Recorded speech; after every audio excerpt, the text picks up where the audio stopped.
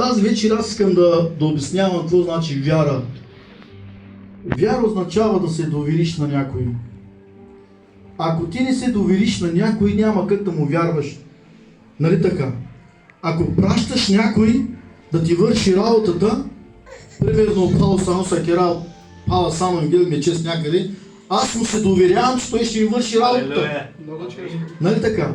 Много често. Ако ти не вярваш, че този човек ще върши твоята работа, няма как да му вярваш. Така както отец вярвал в сина си, изпрати сина си и той какво направи? Дойде, умря заради нас, взе всичкия ни товар, понесе наказанието ни върху себе си и ние какво само можехме да печелим от това.